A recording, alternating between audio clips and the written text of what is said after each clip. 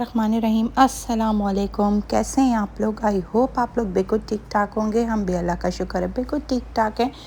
तो जी आप सबको जो है वो हमारी तरफ से रमज़ानुल मुबारक की बहुत बहुत मुबारक हो। इंशाल्लाह पाकिस्तान में जो है वो कल पहला रोज़ा होगा। जैसे कि आपको पता है कि सऊदी अरब में जो है वो आज पहला रोज़ा है, पाकिस्तान में जो है वो इंशाल्लाह कल पहला रोज़ा होगा।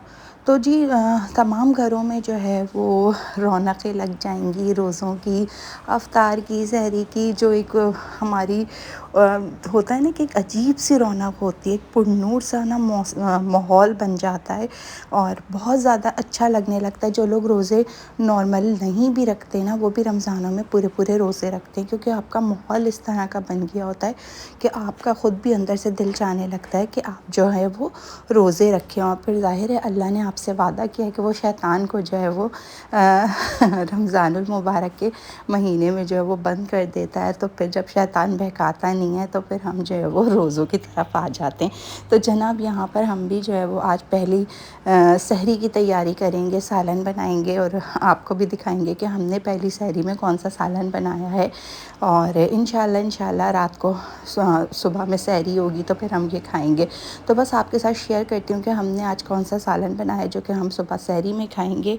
उससे पहले थोड़े से घर के जो काम होते हैं, नॉर्मली जो काम होते हैं वो कर लिए, किचन वगैरह साफ़ कर लिया और चूल्हा साफ़ कर लिया। अब जो नॉर्मल से रूटीन में होता है, वैसे तो बेसिकली मैंने सारे अपने वो वाले हैवी काम जो कि मुझे हफ़्ते 10 दिन में करने होते हैं वो सब मैं करके रख चुकी हूँ, ताकि शुरू के कुछ दिन जो है वो सुकून से गुजरे ना। उसके बाद तो ज़ाहिर है फिर आपको सफाई करनी ही पड़ती है किचन वगैरह की, लेकिन ये कि कुछ अर्सा आपका आराम से सुकून से गुजर जाता है।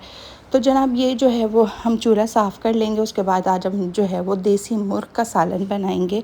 देसी मुर्ग़ का सालन आपको पता है कि मुर्ग़ जो है वो देसी ही आपको फ़ायदा करता है।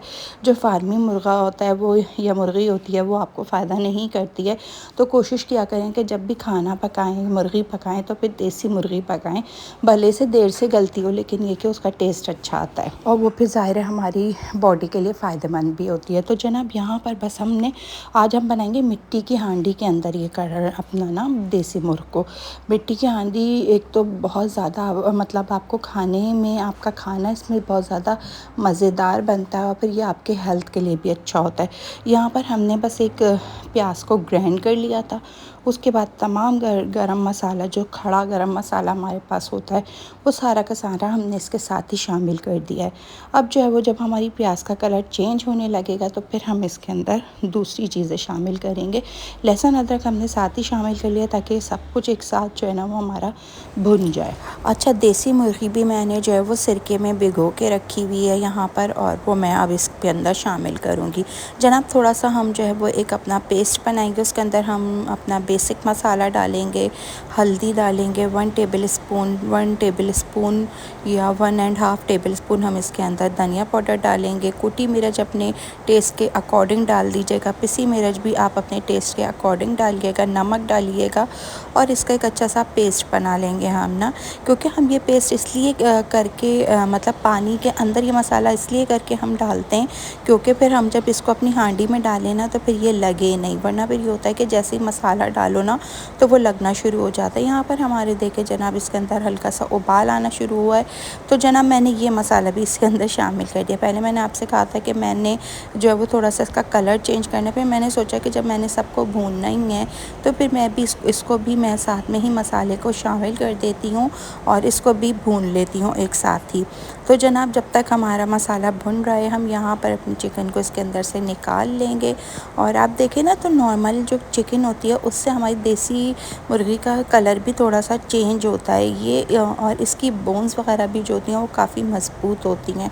तो उसी से अंदाज़ा लगाएं कि ये हमारे लिए फ़ायदेमंद होगी। वो वाली तो हम बस दांतों में रखते हैं वो टूट जाती है, लेकिन ये जो होती है ना काफ़ी जो है वो हमारी सख्त होती है।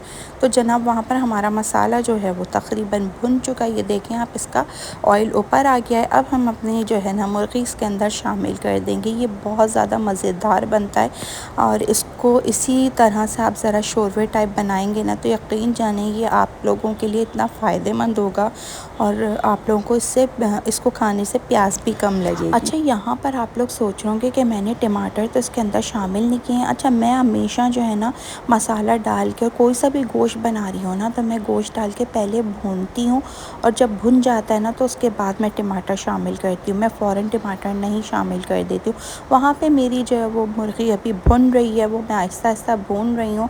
तो जब तक जो कोई बर्तन हमारे जमा हो चुके हैं तो जनाब वो बर्तन भी हम साथ ही साथ धो लेते हैं।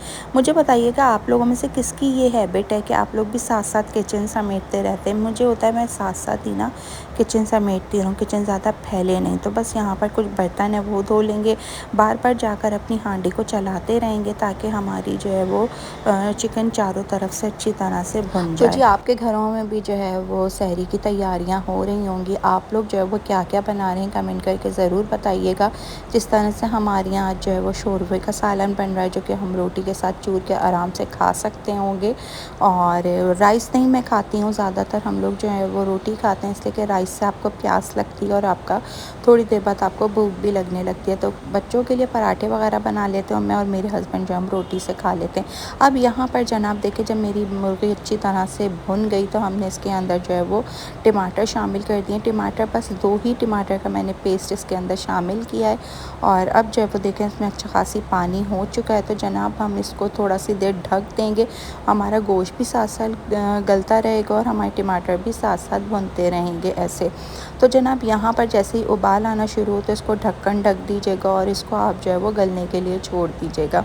और यहाँ पर हम आ जाते हैं अपनी बाकी की जो चीज़ें मैंने साफ़ वाफ़ करके बर्तन धो के रखे हैं, तो वो भी हम अपनी अपनी जगहों पे रख दें।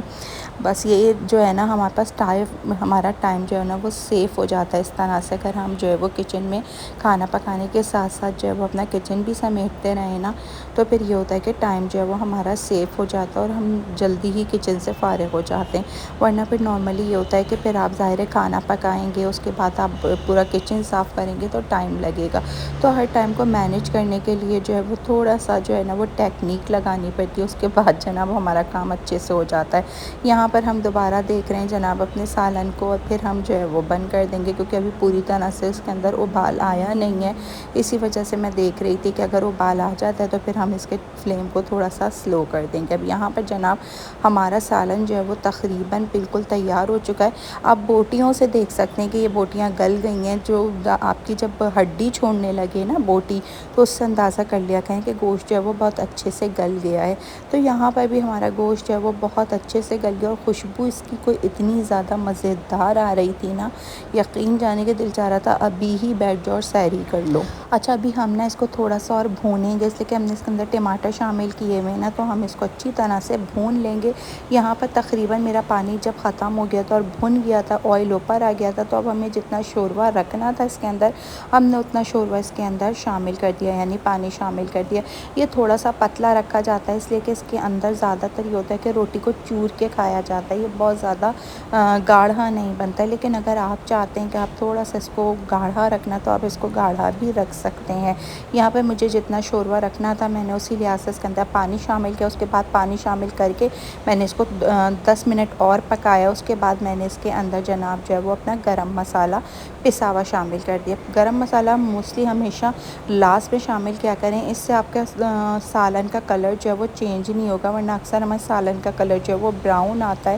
वो सिर्फ इसी वजह से आता है कि हम गरम मसाला जो है वो पहले शामिल कर देते हैं। यहाँ पर देखें, मैं आपको निकाल के दिखाती हूँ कि हमारा सालन जो है वो कितना अच्छा तैयार हुआ है ना। इससे आपको अंदाज़ा हो जाएगा कि हमारे सालन कितना मैंने इसको गाढ़ा रखा है या कितना मैंने इसको पतला रखा है। तो ये देखिए जनाब, इसी तरह से मेरे घर में मतलब इतना ही गाढ़ा खाया जाता है जितना मैं आपको दिखा रही हूँ। तो बस यहाँ पर हमारा सालन तैयार हो चुका है और आप लोग मुझे बताइए कि आप लोगों को कैसा लग रहा है। तो जी वीडियो को करते हैं आज यहीं पर एंड। मेरी वीडियो अच्छी लगी हो तो लाइक ज़रूर करिएगा, चैनल पर नहीं हो तो सब्सक्राइब करिएगा, अच्छा सा पैसा कमेंट करिएगा। रखिएगा अपना बहुत बहुत ज़्यादा ख्याल, मुझे और मेरी फैमिली को अपनी दुआओं में याद रखिएगा। मिलेंगे इंशाल्लाह कल, जब तक के लिए अल्लाह हाफ़िज़, टाटा बाय बाय।